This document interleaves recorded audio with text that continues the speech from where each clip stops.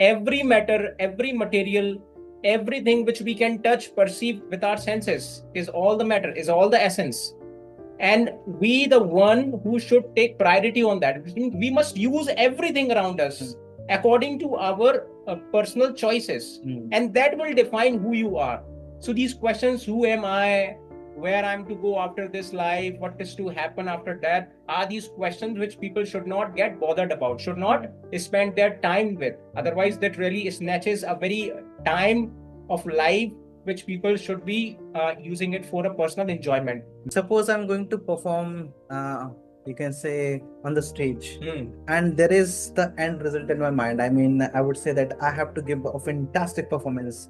My performance will suffer. Right. Because instead of focusing on the work which is at hand, I'm focusing on pleasing people. I'm focusing on I should be a hit among these people. Right. And that's why there is a kind of pressure on me. There is a kind of, and sort of worried about it, and that's why I will be failing, because pressure is mounting, and the chances are I may not be able to handle that, and as a result I'll collapse. Right now, mode of goodness is superior to both. Yes. What it means is that when you balance both, for example, mode of ignorance is balanced with mode of passion, which means both of your gunas, mode of ignorance and mode of passions, are in balanced nature, and you do it more cleverly, more willfully, controlling your senses and everything. You enjoy the very state of mode of goodness, and that is what is called the state of goodness, where everything is very peaceful and eternally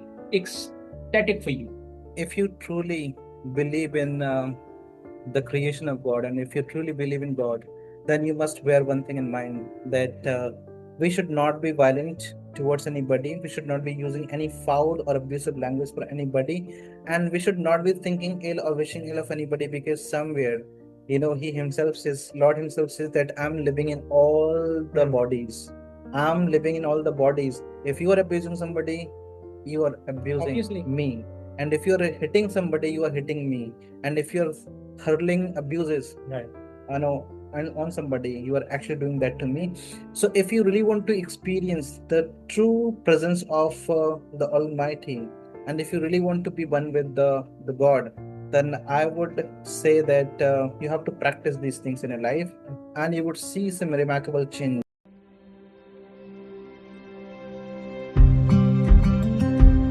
Yes, Robin, welcome. This time we are going to do a book review, and the book's name is, you can see this book is Sri Krishna's Teachings, Complete Teachings. It's been written by Neha Talele, and I found this book really, this is the nectar of the whole Bhagavad Gita. Why? Because nowadays we know that people are very busy, they don't have enough time to do some reading.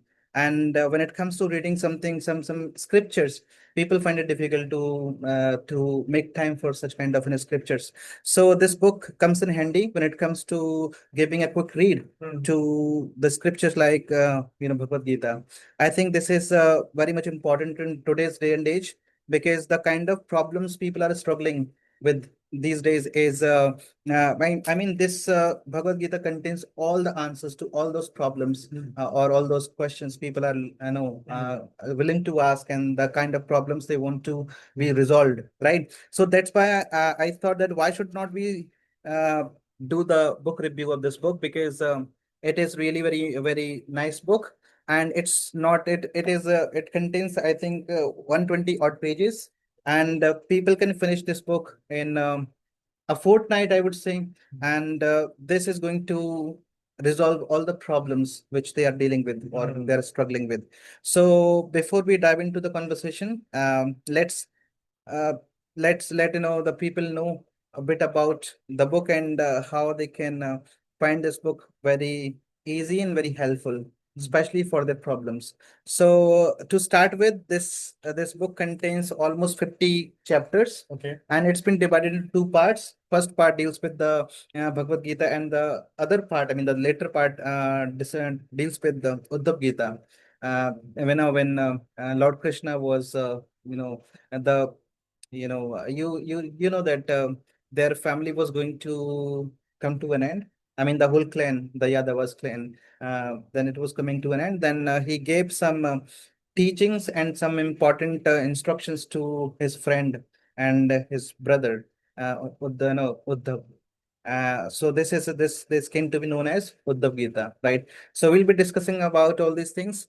So before we elaborate upon all these things, let's start with the very first question: how people can find this book very important and relatable, especially in today's day and age, right? The first thing we have to discuss is, tell me, people are always confused about dharma. I mean, sometimes they think that dharma is all about religion.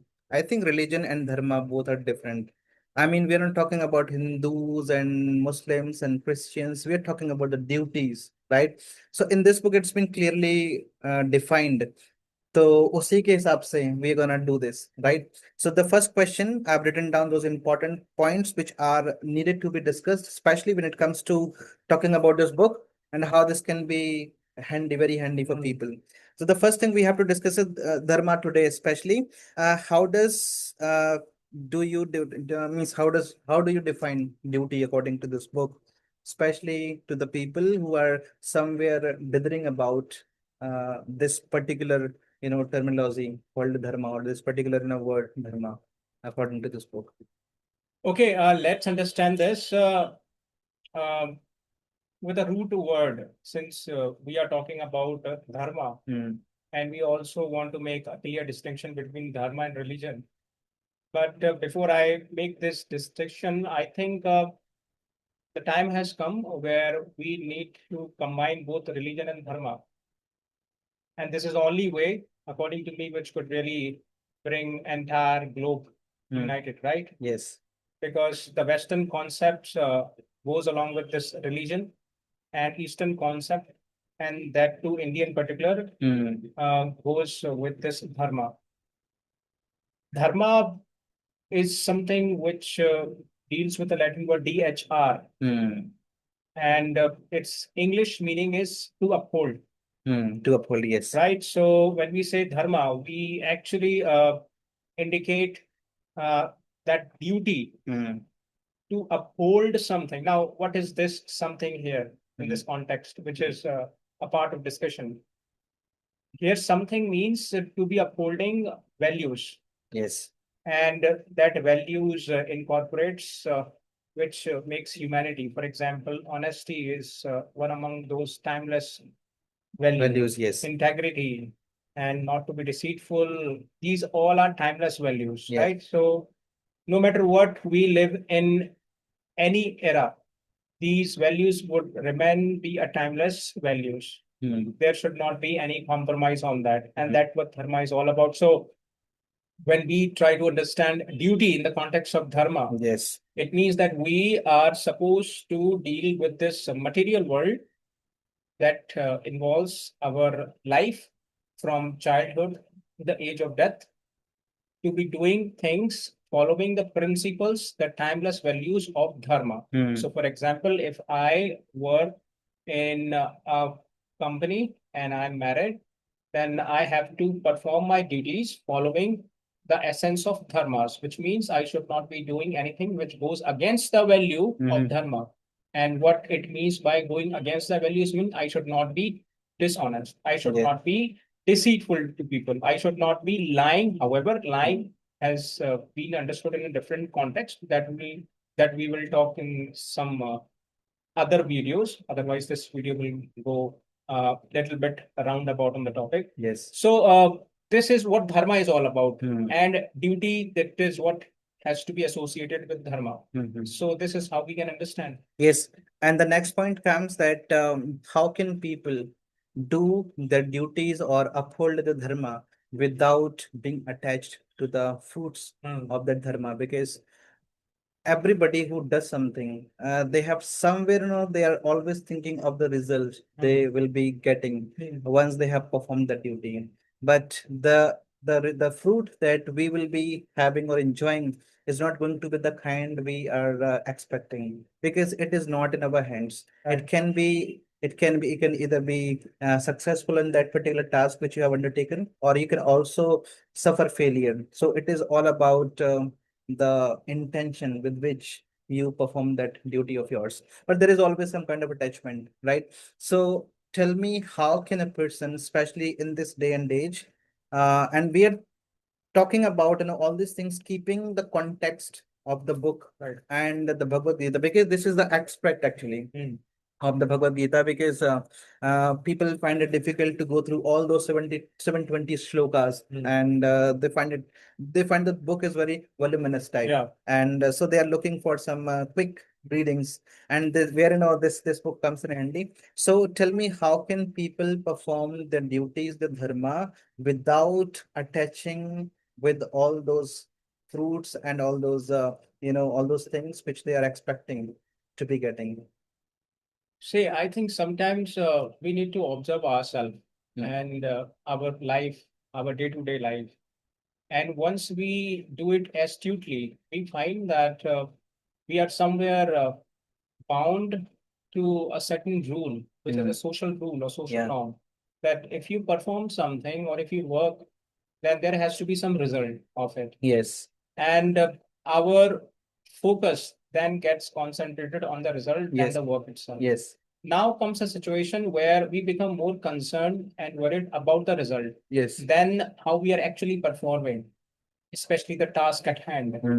And that what makes things very much unmanageable, and sometimes it brings frustration. Yes. People are falling in depression not because of they are hard working, but because they have attached themselves to the very result of their Yeah, too action. much with the results. Yes. Because these expectations develops so instant, and the pace is so you can say unfathomable, that people almost find themselves in a kind of trap.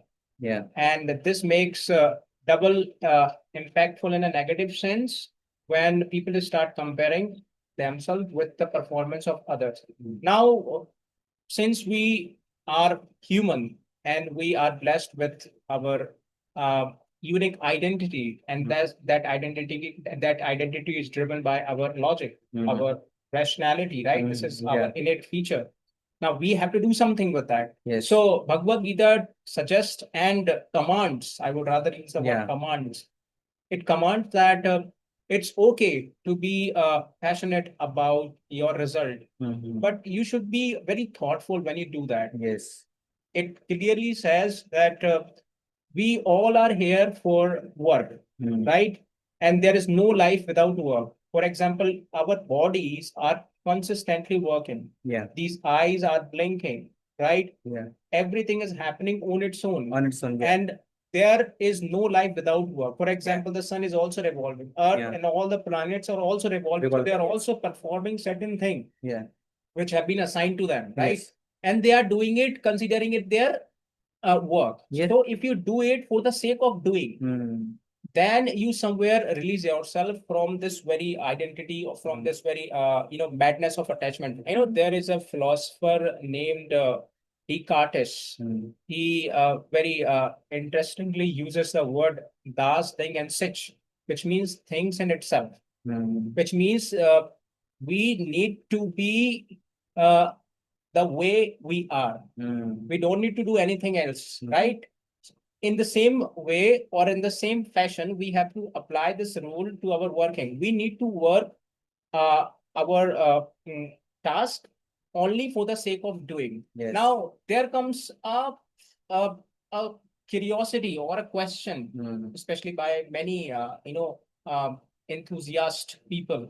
If we don't expect for the results and continue to do hard work, then what is the use of doing work? Then Bhagavad Gita says is that as long as you perform your task and only relate it with your own personal interest, then you are going to suffer the very effect of attachment. Yes. But if you do it not for your self interest, but for the entire humanity, Yes. then the very impact of the effect, it could be negative, it could be positive, Yeah. goes little down, and therefore you feel yourself all free from it, right? Yes. So this is how the Bhagavad Gita draws this very clear line as to how one should and can achieve this very state of Equanimity. non-attachment or detachment, Yes. right, from the And task. they are they have reached that equipoise kind of state Yes, where they don't, equipoised. yeah, when they don't get frustrated, and they're not focusing on that result, Right. because they Right. know that they've done whatever they could,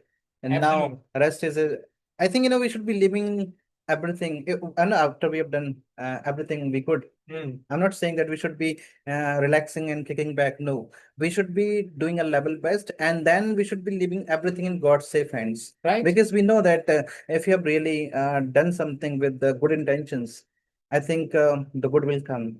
Absolutely. Right. So, if we talk about parents, if we talk about founders of some organizations, we talk about teachers and all. So everybody does these things with the end result in their Right, minds, right, right? For right. example, if parents are raising the kids, they're of the opinion that when they grow old, Yes. these children are going to be their support, Yes. right? But there is no guarantee. So does it mean I should be, if I'm a parent, I should be discarding all my responsibilities? No. No. Because I'm a parent, I'm a teacher, I'm a founder, so it's my responsibility to be carrying out all those responsibilities which have been assigned. For example, if I chose to be a parent, now it this responsibility falls on me, that I should be raising the kids, I should Right. be giving them proper education, and I should be doing everything which is in their interest. Right. And if I shirk from this, Hmm. because I think, what if these kids don't support me when I grow old? So it means it will be like I'm not at all ready to discharge all the responsibility. This, Right. that's what happened when the war was about to start, and then Arjuna's leg Yeah. turned to jelly. That he said that no, no, no, Krishna, I cannot fight because I'm going to have to fight with my grandfather, with my cousins, with all Right. those people I'm so attached to.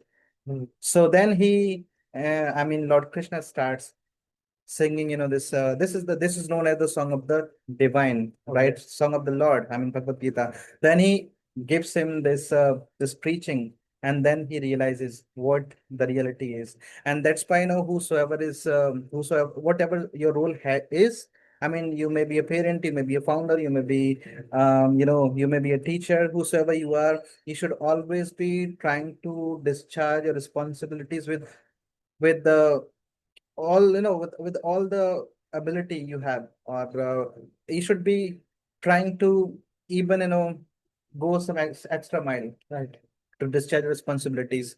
Ultimately the result will be there, actually. But Absolutely. don't just keep the result in your head. Because when I was listening to Bhagavad Gita, especially that Shri Krishna, it's a serial, right? And I also read it in the Bhagavad Gita, that what decides the result is your intention. If your intentions are right, suppose if I'm worshipping, or suppose I'm doing puja, and but at the back of my head, I'm thinking of doing ill to somebody, so I don't think that worship will fructify, or it'll yield some good results, because somewhere my intentions are not at all Right. right. People may consider me to be a nice person. I'm a righteous person. I worship God, and I even keep fast. Right. But deep inside my heart, I'm the one who knows where I stand. Nobody, I can make a fool out of people, but can I make a fool out of God? No. It's totally impossible. So it is possible to do your duties without attaching yourself with the results, because you whether you're doing the things honestly or not. A person can, even this is very usual thing, especially in my case. Parents often say that their kids are studying really very hard, but they're not producing any result. And they themselves, kids themselves say that yes, we are working really very hard, but are they really reading? Are they really studying? Deep down their heart, they know, what the reality is, but they're just saying things to their parents just to gloss over all the mistakes they're making, right? So it's possible to do your duties without attaching yourself, because attachment will always set you up for suffering. You will have to suffer, because now you're thinking only about the results. So you're not enjoying that. Right. You're simply just thinking about that. And one more thing I want to add to this, there is a specific sloka in the Bhagavad Gita, and that goes like this: that ivadika raste ma phaleshu kadachana ma karma phala heturbodh ma karma to sangami. That simply means that a person who performs must not be thoughtful about the fruit of the action. Yes. And further, it says is that one should be able to submit or surrender the fruit to the lotus feet of the God. Now, Yes. it's very difficult for the new generation to understand, and therefore, there is a scientific mechanism. And what this scientific mechanism, which works like this, for example, we work hard. And we work hard for what? Honestly, we need to ask Results. for results. Yeah. People would accept it, right? We all work for the results. But we also need to understand the scientific temperament or the scientific mechanism that works. For example, I want to achieve a certain result out of my action. And for that reason, I have to be very concentrated, right?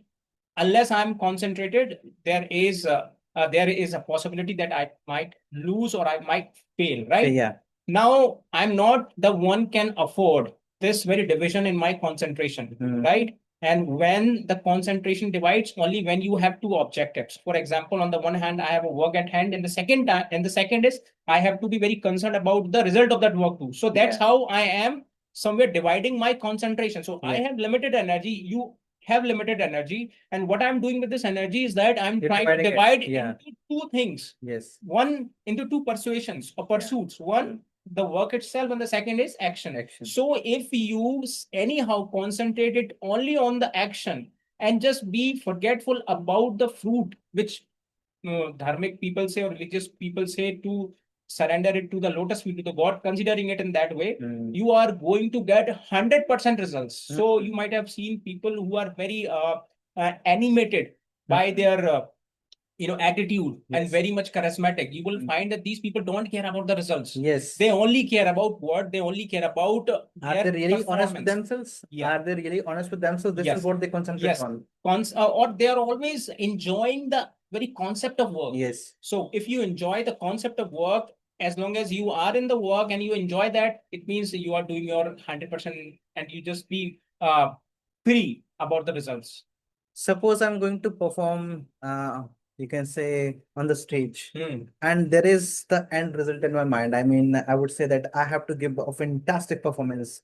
My performance will suffer. Right. Because instead of focusing on the work which is at hand, I'm focusing on pleasing people. I'm focusing on I should be a hit among these people. Right. And that's why there is a kind of pressure on me. There is a kind of, I'm sort of, worried about it.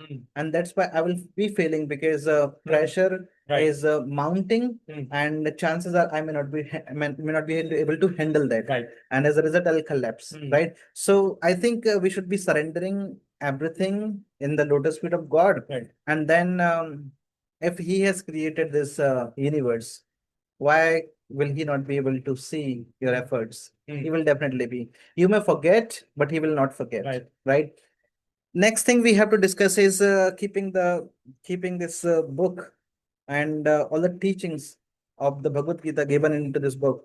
The next question we have to discuss is burnout these days is a very major problem, especially among the professionals. They suffer from this burnout because they're all the time they're working hard.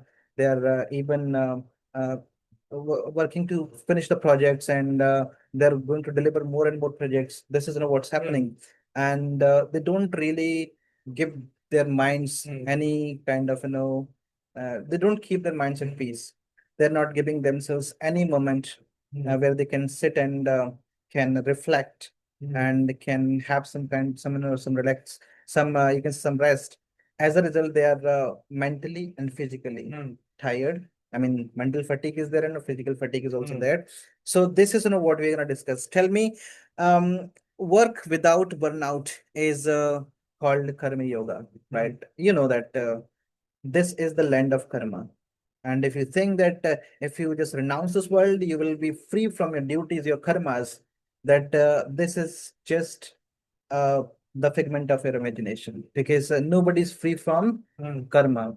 Either either you talk about a beggar or a saint or a professional. Everybody is doing their duties, they're doing their karma. So this is what we are going to discuss. Work without burnout is karma yoga. Is it a practical antidote to this hustle culture? Because everybody's life is full of hustle and bustle these days. So what do you think this work without, I mean, I'm talking about karma yoga. Is it an antidote to this hustle culture of today? Okay, And let how? me make it one thing very clear out of my understanding of Bhagavad Gita. Yeah. And this understanding says, uh, when we talk about burnout, we are actually dealing it in the context of mental fatigue, which we have to be very careful about, not the physical fatigue. So, if a person works hard, it is all okay if he is physically tired or exhausted. Okay. It is recoverable, Yeah. right? But if he is mentally fatigued or if he is mentally depressed, the right word, I think, depressed or the Yes. disappointment, then it's really unaffordable. And once you get disappointed and then you don't have any hope left in you, which Yes. means is that you cannot do anything. So the first and the foremost thing as a lesson which we receive or which we often from the Bhagavad Gita is that we should not accept our defeat our own. And if we do that, then somewhere we are doing injustice to the very concept of Atman, to the very concept of Brahma, which means is that Brahma is something which is prevalent, which is everywhere, which cannot be cut into pieces, which cannot be, burned. So molecule of the God, the obviously, divine is there inside you. Obviously. So in that sense, you cannot, I mean, treat yourself in that way. So burnout. Now, the second thing comes as you're talking about how we can use this in our day-to-day life, since we all know that life is all about work. Yes. And we have to work throughout our life. Swami Vivekananda said the same thing. Yeah. Our best preachers of the world have said the same thing. And it is generally claimed if you don't work, you are almost uh, a dead person, right? And now comes a question how we can deal with this, right? So, how we can deal with this? It's very easy, I would say. You should not attach yourself with the results. As it is easy when you accept it. Yes. If we don't accept, we don't it's accept. not. If we don't accept, then it's impossible, Right. And that's what happens. People don't accept, and that's what they struggle. Accept why they obviously because they are not ready to accept the reality. They are not ready to accept what is to be accepted. Yeah. People are living in their own fallacies. Yes. Isn't it? Because these people govern themselves by the laws driven by the society, not by those people whom we call and whom we worship as the figures, right? As one who have written perhaps the Vedas and all these scriptures. So karmic yogi is the one who continues to work hard without giving him a feeling that he is mentally harassed or mentally tired, and as well as he never cares about the result, because for him what is a bigger task is to be sustainable with the work at hand. So first of all, there is a best thing I have read somewhere in a book that nature has no justice. The concept of justice is not prevalent in the nature, right? We talk it just because of we are humans and we understand things right We from just the center we of. just bend the rules. Yes, we bend the rules Yeah. because we want human to be surviving and thriving. So Yeah. whatever the rules we form, whatever the new ideas we bring in the society, remember it is only and only for the benefits of the humans. It is Yes. always centered. It is always the one that keeps the human interest at center. Yeah. And when we know this, then I think we somewhere do injustice to ourselves and we also give a wrong teachings to the people. So burnout in a case could be solved out when you keep performing your work, considering it your work, not Yes. for your self-interest, but for Yes. the interest of people, and you justify your work just by being fully intent towards the work, Yes. by not demeaning it, attaching it with some sort of results, right? Results. So that's how The you can biggest deal with it. example of a karma yogi can be the life of Sudama, Life of right? Sudha. In spite of being a friend of the Lord himself, he was always ready to do the karma, although at times no, he won't get the alms from the people, and if he would get, then at times, because he was also being tested by Right. by Lord Krishna, and because I mean Lord Krishna's wife, she wanted to see how devoted Right. Sudama is, right? Then and how no, what is the level of his karma yoga? Karma yoga. She wanted to see. And then Lord Krishna, because he knew him, I mean, he knew Sudama very well because he's been his friend, and because he was the Lord himself. So he knew him inside out. And that's why he showed his wife that he will not leave his dharma no Right. matter what the situation. Right. Right. And it's been seen there as well. He kept chanting his name, even though he was going no, on empty. Right. He was sleeping on an empty stomach, Right. Right. but he never stopped chanting his name. He never stopped asking for alms for more than 5 homes. I mean, it was a rule there in the ancient times that a person who is actually begging for alms would go only 5 houses. Okay. And if he doesn't get anything from those houses, Then he will not go to the sixth one. Right. He will be going on empty stomach. He'll be sleeping on empty stomach, but he would not breach this rule. And this is what he used to do. And the whole family would go hungry, right? And so this shows that if you are a karma yogi, then Lord is there with you. And Right. what happened to Sudama? It is a history now. People know it that he was then he was made the king of the whole, Right. the town. So karma yogi is the one who is doing his karmas, thinking that it is his own karma, and nobody else is going to be responsible for it, Right. but him. And if even does this kind of does even does his work with this with this kind of you can say intensity and this kind of sense, then they will definitely be coming out on from this these problems. So this is possible if you can do your karma, and you can become a karma yogi, but only when you have accepted the truth. If you lose, accept that you have lost. If somebody goes away from your life, accept that they have Right. gone. If something bad has happened in your life, accept that yes, it is bad and it has happened. Now you have to do what needs to be done. Just by thinking and crying and then thinking and just thinking about it, it's not going to solve the problem. It is just like crying over spilled milk. Right. Right. So karma yogi, being a karma yogi or to be a karma yogi is possible, and you have to realize the fact. Otherwise, you can read the Bhagavad Gita, you can read as many scriptures as you want, but you will remain as you are. Right. The problem with you is that you are not ready to accept. Right. Right. So this is what we learn from this book and from the Bhagavad Gita. The next thing we have to talk about is tell me, who am I at work? Generally, people ask this question, that who they are, right? Right. While working. Yeah, I mean, they may be calling themselves with a particular name. Right. They may be known by some position they are Right. holding, or may be known as somebody's kids, somebody's daughter, somebody's son, somebody's wife, somebody's husband.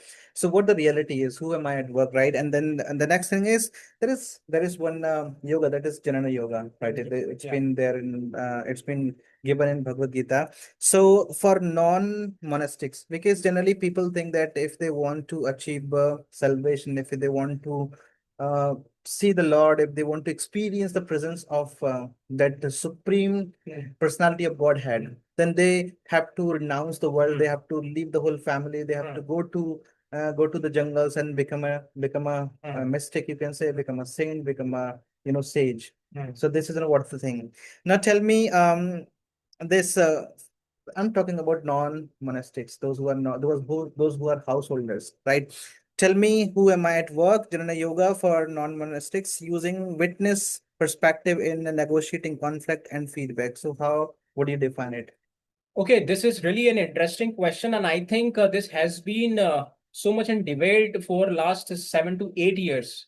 And there is a specific reason for that, because as long as we are moving ahead and people are getting more settled up in their life, so they want something more about themselves. They want to gather some supernatural understanding about themselves, some divine knowledge about themselves. They want to transcend themselves, right? Such questions start arising after that. Now, who we are is basically a question, and I will try to understand and explain it in the context of Jnana Yoga, right? I have read one book, Swami Vivekanand. He dealt Reflections?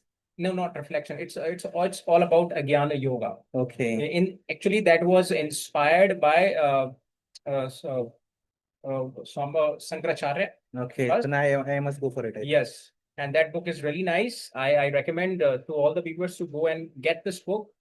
So Swami Vivekanand says that how we can know things and such questions that emerge right from us.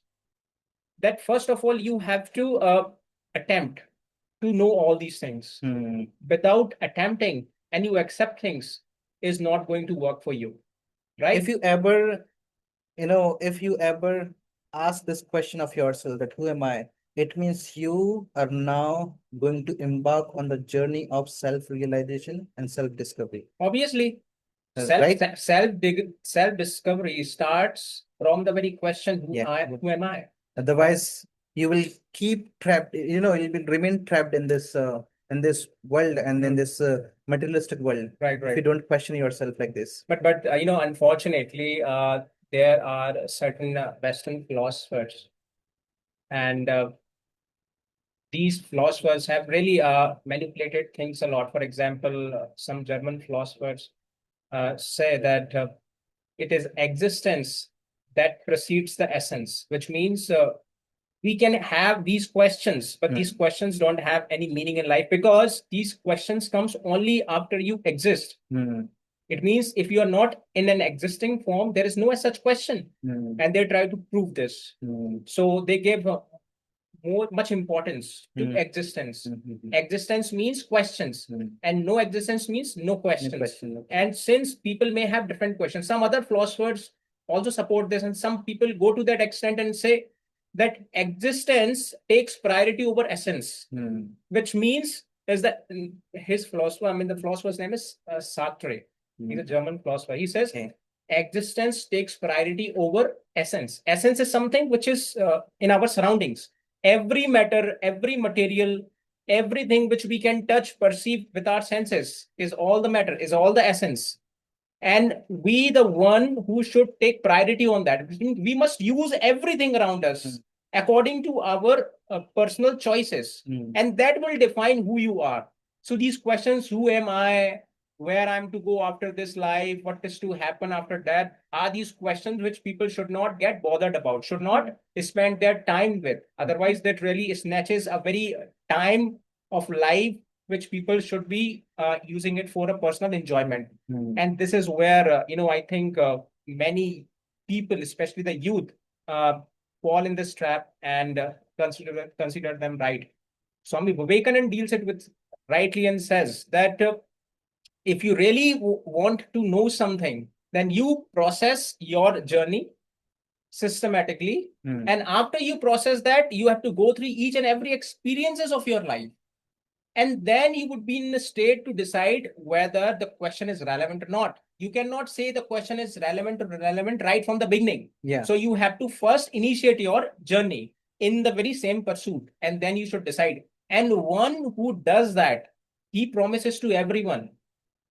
One who does that reaches to this final point of life where he says that the final truth, the eternal truth of life, the ultimate truth of life is what? The Atman, that is Brahma. And one who knows that, the second things he knows automatically is that is what cannot be known. That is what cannot be known. Yes. There is a simple term called we cannot evaluate or understand unlimited with limited sense. Yes. We have limited sense. We have limited sense. And yes. we cannot understand unlimited. Yes. So the understanding, the last understanding of the Jnana Yoga is that you accepted that you cannot understand the unlimited with your limited sense. Even when Lord himself manifested in his real form, then he had to give different eyes. I mean, those, uh, I mean, cosmic eyes or something like that. Right. He had to give those eyes to Arjuna. Right. And then he was able to see his this Right. eternal form. Right. Right. Otherwise, with those eyes which he had as a human, he couldn't see him. And that's why, because they were limited. You could see to a certain level, a certain extent, but if you want to see the Almighty, I think it's not Right. possible. Right. Right. People keep saying that we cannot see. How can you see? Because you haven't reached that level, or you are not. Right. You're not enough to see him. The question is devotion beyond ritual. Generally, people nowadays focus so much on rituals. And I don't think the rituals are important until or unless your heart is pure and devoted to the Supreme. It's been seen that many people, they're going to temples, they are even, reading those scriptures. And in the name of these scriptures and all, they are keeping, and harboring some ill will and malice in their hearts and thinking that they are doing the right things because they're reading and they're worshiping, they're keeping fast. So I don't think that this is really needed. What you need is true and unwavering devotion. And then rest is rest becomes quite easy for you. I mean, if your heart doesn't have any malice for anybody, it doesn't have that feeling of ill will and a feeling of doing ill of others, then you are a true human being and you are a true devotee of God, right? So tell me, this devotion with the beyond rituals, what does mature bhakti look like in a plural, busy world? Plural, I mean, I'm talking about pure bhakti. I want to start this with one quote of Bhagat Singh. He says in one of his books called I'm an Atheist, and where he says that if your argument is too sound to be refuted down, then no power in the world can drag you down in any way.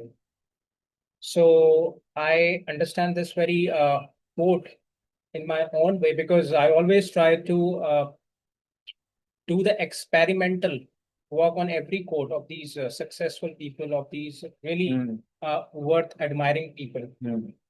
And then I conclude this in that way that we never find any argument arising and springing out on something which is uh, driven by science. For example, we cannot argue about or on this mic that whether this mic exists or not. It is there It's with us. visible, yes. It is perceivable, it is tangible, it is palpable. We can do all Yeah, forms I of can touch it, experiences yes. with it, right? Now, I cannot argue on it and say it's not a mic, it is something else. I won't even think of doing such an argument. And if I do that, I would be thrown out of the discussions, right? And so is with the argumentative, so is with the very critical part of the Vedas. It's critical because it deals with a lot of knowledge. It deals with a lot of scientific understandings. For example, we have Upanishad Yes. from Vedanta, right? Yeah. And that deals with all scientific understanding. But on the other hand, on the other side, we have Brahman, which deals with rituals. Yes. Now, when you deal with rituals, there is a probability that someone who holds power and authority on rituals Yes. may lead people in wrong direction by manipulating with those rituals and giving people false notion about God, which usually happens in our country. Superstition in our country is because of this rituals, Yes. not because of Upanishad.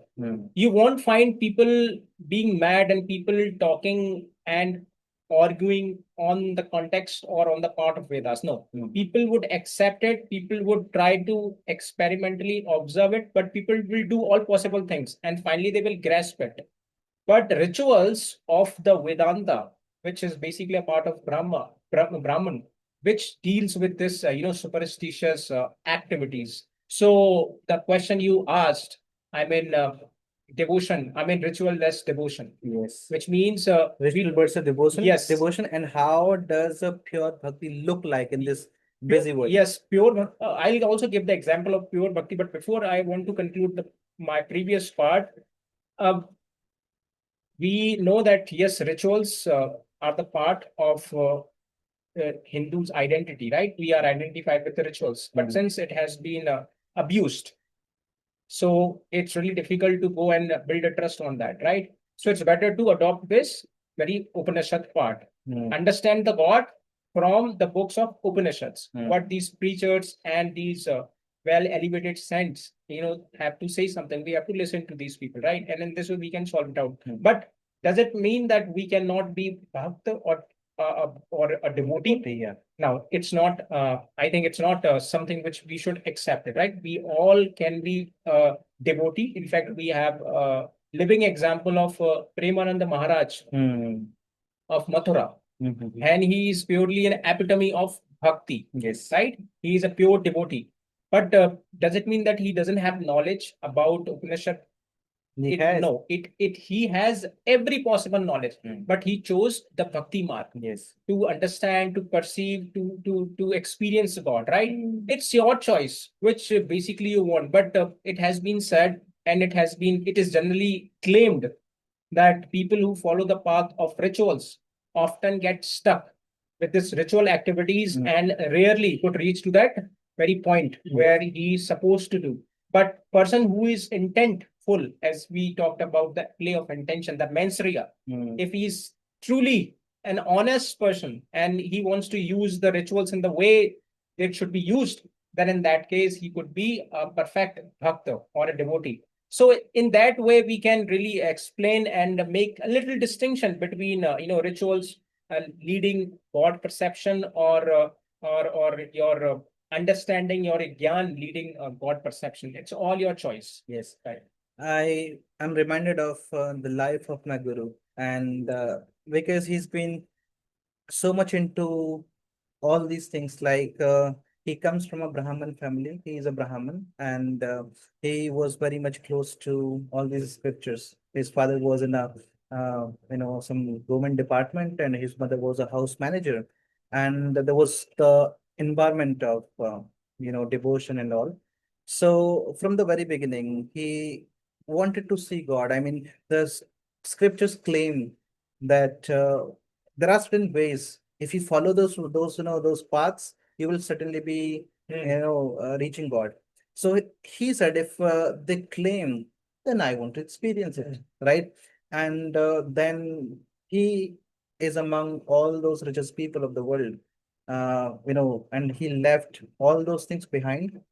At the age of 30, he renounced the world, and then he set out, and he headed for the Himalayas, and then he did the 15,000 hours meditation there. There was a time when nothing was happening.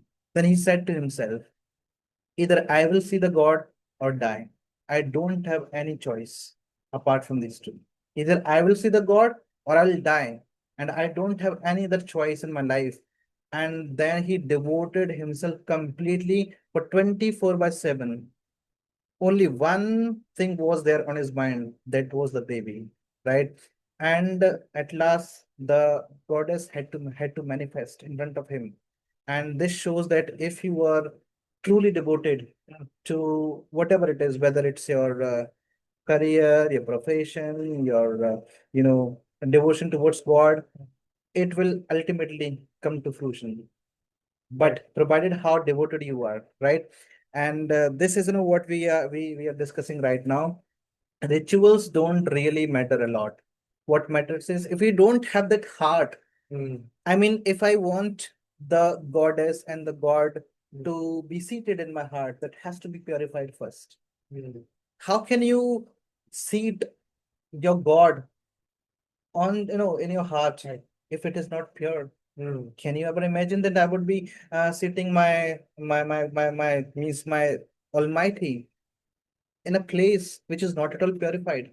So you have to purify yourself. You have to be a true devotee, and that comes when your heart is completely pure. There is no negativity. There is no thinking of doing wrong to the people, right? And this is how you can reach there. You don't need rituals.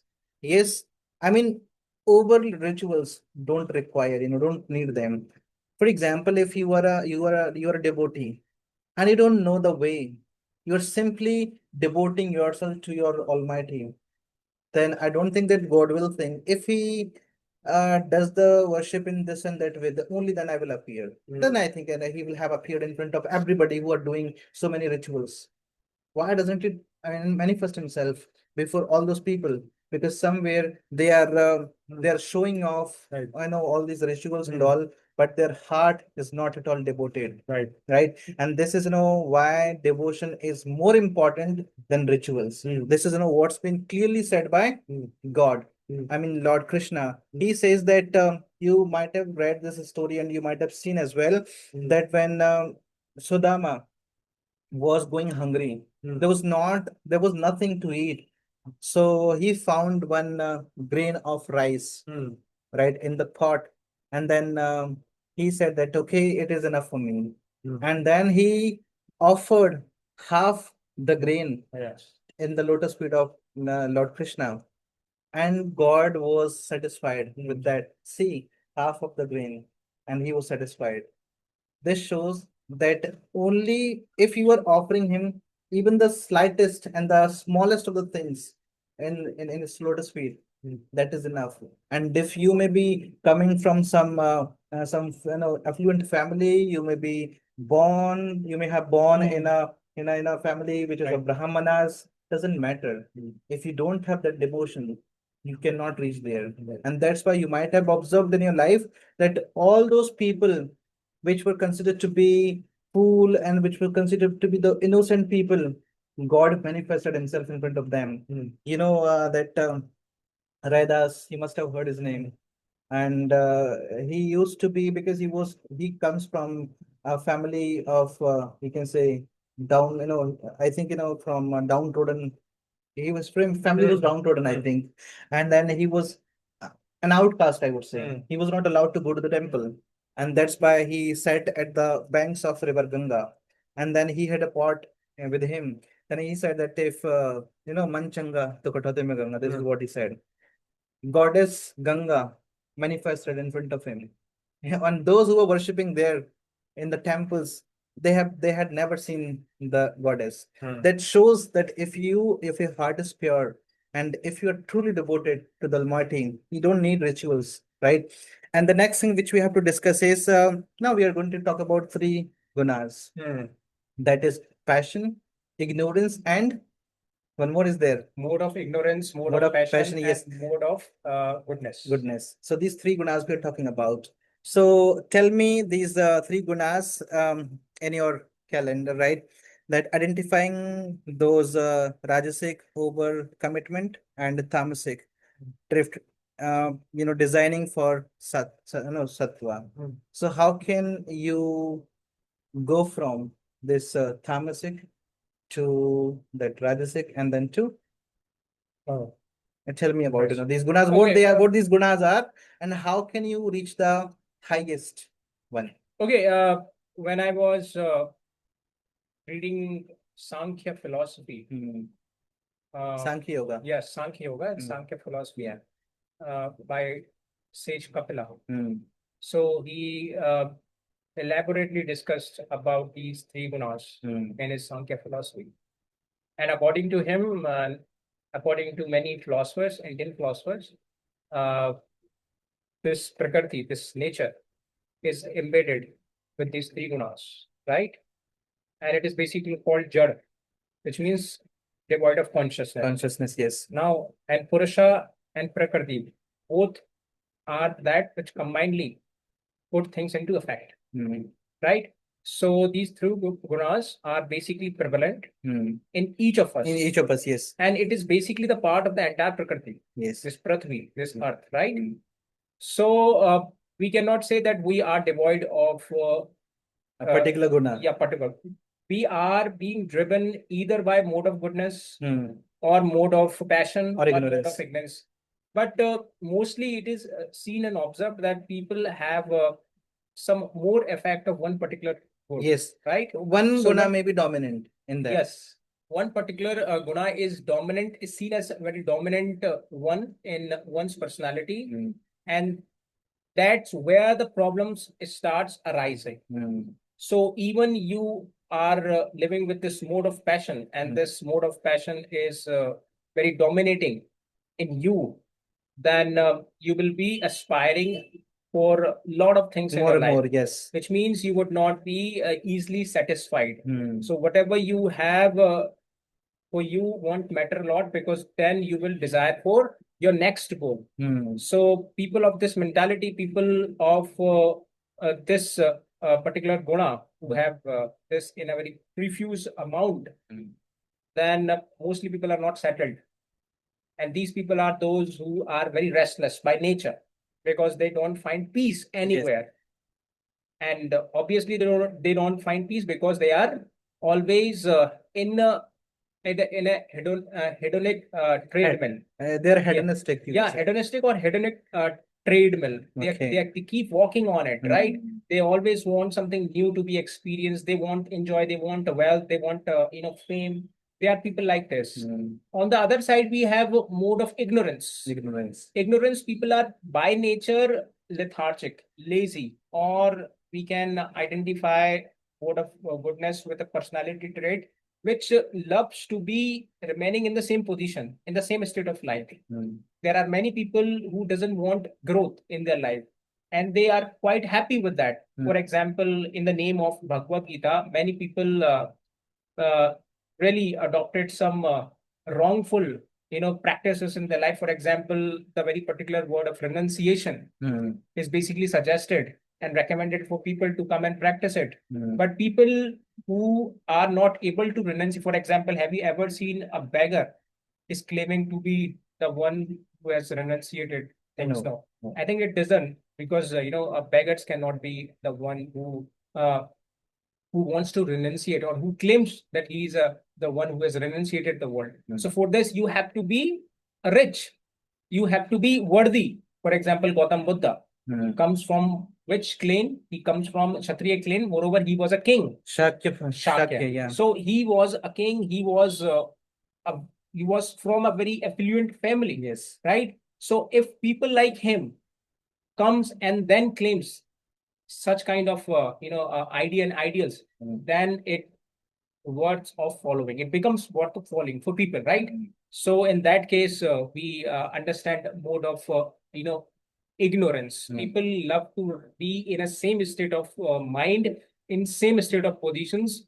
For people who are poor, they love to be in the same state, so they are not moving ahead. They don't want to experience more things.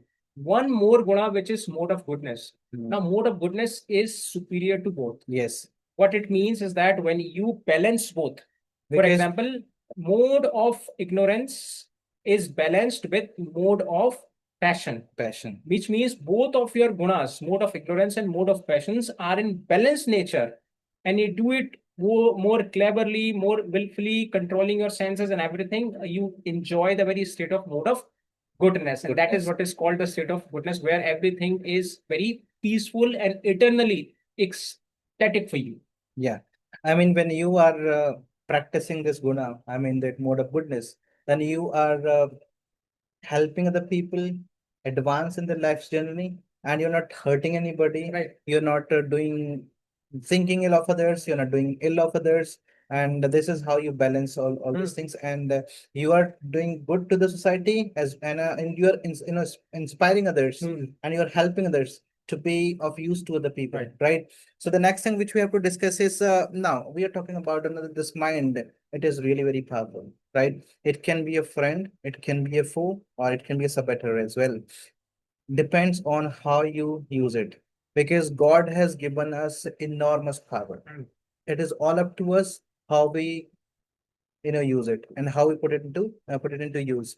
If you are using your brain for the welfare of the society, for the welfare of the whole universe, then it will become your friend. I mean, somewhere you are you have tamed it, and it is functioning as per your wish. I mean, wish, when I say wish, I don't say that you are going to use it for your own self. You're using it for the welfare of the whole society. But if it turns wild, and if you lose the control, then it can destroy everything. First, it will destroy your life, and it will be harming other people as well. So now tell me how the Bhagavad Gita says, and this book also, because it's the extract of that scripture, how Lord Krishna says that your mind is your friend as well as your foe, and how can you turn it into your favor? You might have heard Charvaka, and he was No. a philosopher, and he was anti Vedas, which means he Okay. never supported Vedas. Is he from India? Yes, he's from Okay. India. Many of the things he said is still acceptable today. So, for example, we often talk about asceticism, right? Yeah. Which means to be practicing To be frugal. frugal, Yeah, to frugality. to be pursuing abstinence, or to be pursuing control on one's senses, Yes. right? So that is what is asceticism, and our sages have really advocated it a lot, and this is the only way to control your senses. Charvaka talked little differently, but with the same objective. He says that the people who know how to live responsibly Yes. need not to be ascetic, which means is that if you know how to live responsibly, which means is that you know how to control your senses. Living responsibly means what?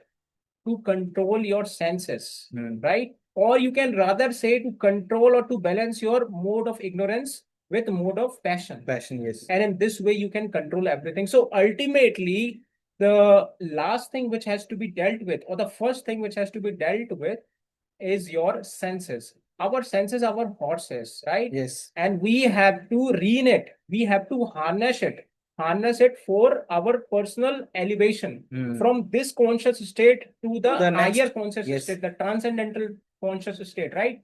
That's what how the human evolution is described, especially from the Vedic point of view. For example, we started from those from the very consciousness which was once in the fish, and then we have reached to this state where we have become full-fledged men. We have ideas, we have thoughts, we have everything around us. Now we have to take this to a further state, right? And that will be a transcendent, and it is only possible when you know how to control your senses. So controlling your senses can be your major practice, and there has been a complete guideline, a proper mechanism is given, especially in the Bhagavad Gita, how you can do that. For example, the first sloka we talked about, I mean, just do good and forget, don't be concerned about your result. Just Yes. keep yourself engaged with the action. This is all about your controlling senses, because when you call yourself non-doer but continue to do hard work or work, in this way you control your senses, because you are not there to pacify your senses. Yes. You are there to pacify the the wills of the God. That's why we call it often. Why? What that surrender your result to the Yes. lotus feet of the God, which means you have to give everything to the God. Yes. This simply means what? And That generally, what happens when people become successful, they take the whole credit. yes. That I'm the one who did it. No, But when they this fail, is they pin the blame on God. this is I'm because I they start failed playing because blame games. yes, they start playing this blame game, right? They start blaming the country, the Right. system, the God, and the whole society and the Right. family itself, right?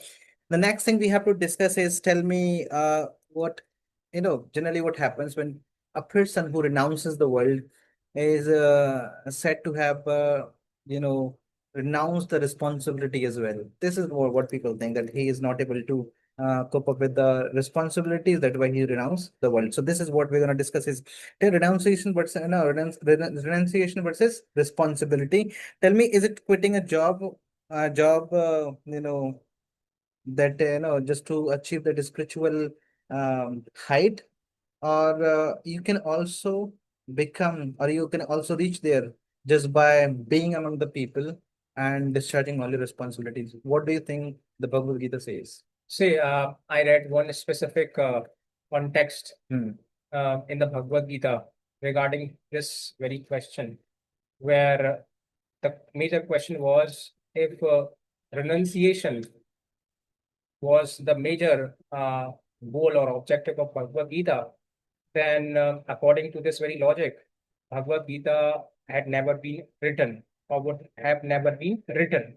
Why? Because when you become renunciated, or when you become, or when you renunciate everything, which means you don't know, you don't accept everything, and you do that when you have been enlightened, right? Or when you reach to that state of mind where you have acknowledged something, the ultimate truth of life, then even after reaching to this position, if you still are willing to work, and in that work, what you do, you write your entire Bhagavad Gita, then it gives this very big lesson of life is that even when you have renunciated the entire world, you are not free from your responsibility. So, Yes. for example, I have got this very feeling of enlightenment, right? Now I have a choice to make whether I want to survive in the society as a co-worker with my peers and to do something for them for their betterment, or the second option is that to renunciate everything, to leave everything, my positions, my every passions, my desires, my home, my family, The titles everything, and all. and renunciate everything, Hmm. detaching myself from the interest of everything Hmm. and doing nothing for the society, then what is the use of your being enlightened when you cannot share the benefit of your experience with the people? Yes. That's what Gautam Buddha said rightly in one of his books, that the true Brahmin is one who never renunciates after he has enlightened, or he has got this very peak of enlightenment. He rather, or he instead chooses to be a worker or server for the mankind, and gives people lesson, gives people, those preachings, the big lesson or the experience of the life, so that other people could also reach to that state where you have reached. And that's how you do this humanity. And that is what is the biggest objective of Bhagavad Gita. Yes. Yes, it means if somebody has reached that level, or means they have achieved a degree of knowledge and experience, Right. and they have become enlightened, then they will be choosing to enlighten the other people. Right. If they are true yogi, if they are true enlightened. Otherwise, if they are keeping that knowledge, that Wisdom to wisdom to themselves, Yes. then this is such a person who is keeping his wisdom, his knowledge to himself, is called Brahma Rakshas. Right. Right? It means they are not willing to share Right. that newfound knowledge, that Yes. newly found, that wisdom with other. Because somewhere these people who are somewhere, they're leaping in the dark. They don't have any idea where they would reach. They will be getting. And this is also done for dominating others, right? Yes, yes. Mostly. Yeah, definitely. So this is how they can be a guiding light to all those people who are just loitering, those Right. who are wandering around, and they don't know where to go and why Right. to go and how to go. Generally, what happens, I heard somebody when they were delivering a lecture, they said that if you go and hail a taxi, and if you ask him, let's go, I think the person will ask you one question, where to go? Then if you are not able to tell him, then they would simply say that I cannot take it because you don't know your destination. So people are mostly, especially, I'm not talking about, this was just an example, but many people, if you ask them, what are they living for? They won't have any straight answer to this, Right. any exact answer to this, because somewhere they themselves are confused. Sometimes they would say that I'm living for family. Sometimes another would say that I'm living for making money, and I'm living for I'm just doing this and that for leading a luxurious life. I mean, there is no exact and one answer to this question. Right. So people who are somewhere, living in dark, so these people, those who have reached a certain level, those who have become enlightened, they are responsible for leading these people and becoming their guiding light, so that the society will be moving towards the betterment of, towards, a place where everybody will have a win-win situation, right? The next thing we have to discuss And is one more thing, being renounced and being responsible as a state of life I can think be achieved. yeah. Yes, can be achieved and can be lived at one point of time, right? And that is the best way to live life, and that's how you do humanity to. Somewhere, you have responsibility towards the society, towards the country, and towards this whole world.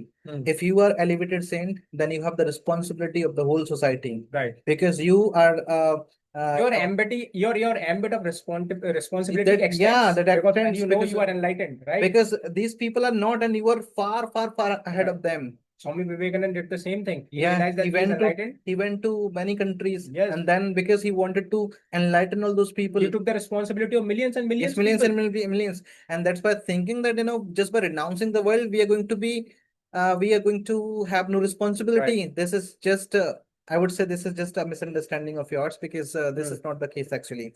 The next thing we have to discuss is Just wait a minute. इसको रोको जरा एक minute. Next question तो अपन करते हैं एक minute. and the next question, which is really very important, is tell me if one practice challenge for viewers you wanna give, then what would that be? This karma yoga experiment, how would they choose one duty and give that duty the 100%? How would they be feel, self-driven to give their 100% to the duties, which shows that they have now become karma yogi? So how can they feel like doing this with the given away, with the giving all their efforts, with the giving their all to that particular thing which is at hand? What one practice would you give them? My one choice of practice, which I would love to recommend people, Yeah. and the viewers to take and cultivate in their uh, conduct, is that take positions in life only after doing experimental experience. For example, there are some very divine words in Bhagavad Gita, such as transcendental, renouncement, or renunciation. These words are often misunderstood, and this lead people in a different way. And people then criticize Bhagavad Gita. People then criticize people for their wrongful understanding about Bhagavad Gita. So, if, for example, one wants to renunciate the world, then he must rather uh, earn things which he wants to renunciate. This is really a core part of the Bhagavad Yes, Gita. yes, For yes. example, you want to renunciate wealth. Then for First this, earn it. you need to earn the wealth. Without earning wealth, and then you How can claim you- yourself to be the one who has renunciated.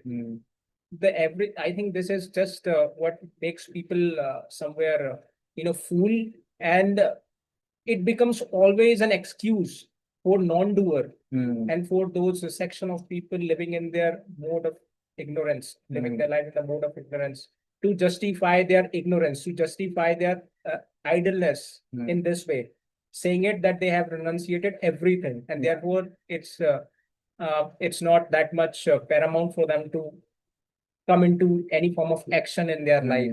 So this very ambiguity must be erased out, and people should not be being confused about each and every term used in the Bhagavad Gita. So simple language means, in simple language, just first earn whatever you want to renunciate. You want to be silent, you want to be non-violent. It's okay. It's okay to be non-violent, but you must know that it should be coming out of your courage as a decision, not out of your cowardness. So many people are coward within themselves, and therefore they take under this garb of cowardness. They say that they are leaving everyone. They don't want to show their violence because but internally they don't. They cannot take actions. So inside you, there must be courage, and then you should be able to take this decision, like that non-violent. One more thing I got to know when I was learning, I was reading this Bhagavad Gita, that if you truly believe in the creation of God, and if you truly believe in God, then you must bear one thing in mind, that we should not be violent towards anybody. We should not be using any foul or abusive language for anybody. And we should not be thinking ill or wishing ill of anybody, because somewhere, he himself says, Lord himself says that I'm living in all the bodies. I'm living in all the bodies. If you are abusing somebody, you are abusing Obviously. me. And if you're hitting somebody, you are hitting me. And if you're hurling abuses, Right. and on somebody, you are actually doing that to me. So if you really want to experience the true presence of the Almighty, and if you really want to be one with the God, then I would say that you have to practice these things in your life, and you would see some remarkable change. See, I'm not just saying because I've read it from some books and from the Bhagavad Gita, because I started practicing it. You won't believe, because people don't know anything about my life. When I did my 12th, I was completely shattered. I mean, my confidence was shattered. Everything was shattered. I was really not in a position to rise. And then I came to know about the teachings of Bhagavad Gita, and I somehow started practicing. I don't know what the energy was, but I started practicing it. And and I'm hand on my heart, I will say that I never ever found that I'm ever going through some difficult times, because you have one thing in the mind, that nothing is going to last forever, right? God himself says that if there is night, there will be day, and there is a storm, there will be calm as well.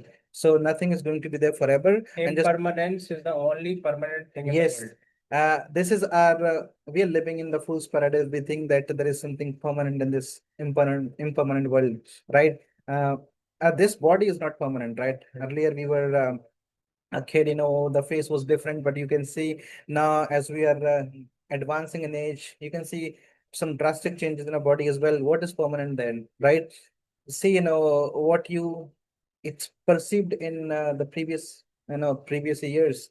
Can you perceive those things? No, a lot has changed. So this world is based on one concept, that is impermanence. It will keep changing. This is the only permanent thing, that will keep changing. Nothing is going to be there, to be the same. And that's what I learned, and this is the first and foremost teaching of Bhagavad Gita, that you have to accept this impermanent nature of this impermanent world. And this is and this will always keep you steady. This will always help you, you know you can say, set sail in this stormy and choppy sea of life. And finally, it would help you pull yourself through. You will definitely be reaching a destination without feeling lost, because this is the only mantra. And I think I have never ever read any such scripture as Bhagavad Gita, because this is the essence of life. Right. And all the solutions to all the problems are residing there in the Bhagavad Gita. But yes, it is also said, if you want to experience and know the true knowledge of Bhagavad Gita, then you should be sitting with somebody who is enlightened and who is well versed and who is devoted to God. Otherwise, you will always be misguided. You will always be misunderstanding it, because you will then be understanding on the basis of the level of your mind. And this is something which will not let you learn what But is but important. one thing which comes from my inner conscious, I think we should always be our own priest. The famous statement being made by Martin Luther. Yeah. Because we are living in the age where people have a full authority on sacred books too, or on confirming what is divinity and what is non-divinity. Yeah.